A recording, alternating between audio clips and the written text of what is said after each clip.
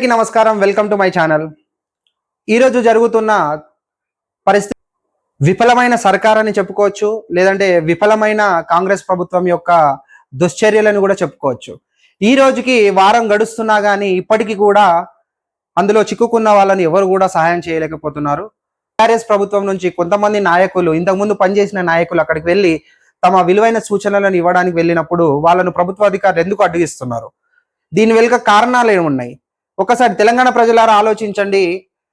భారీ నీటిపారుదల శాఖ మంత్రిగా చేసిన హరీష్ రావుని కూడా అక్కడ ఆపేస్తున్నారంటే హరీష్ రావు కంటే ఎక్కువ తెలుసా వీళ్లకు అనే ఒక క్వశ్చన్ ఇక్కడ చేయొచ్చు. ఎందుకంటే 10 ఏళ్లుగా తెలంగాణ ప్రభుత్వం వచ్చినప్పటి నుంచి 10 ఏళ్లుగా ఈ ప్రాజెక్ట్ స్టార్ట్ అయినప్పటి నుంచి తమ ఆధ్వర్యంలో టీఆర్ఎస్ ప్రభుత్వం ఆధ్వర్యంలో చేపడుతున్న ఈ కార్యక్రమము, అలాగే వారి సూచనల మేరకు ప్రస్తుతం ఉన్న తెలంగాణ ప్రభుత్వము ఏదైతే ఉందో, ప్రస్తుతం ఉన్న కాంగ్రెస్ ప్రభుత్వము నిర్ణయాలు తీసుకోవాల్సింది పోయి వాళ్ళని అడ్డగించడం అనేది ఎంతవరకు సమంజసం అని చెప్పేసి తెలంగాణ ప్రజలను కోరుకుంటున్నాను.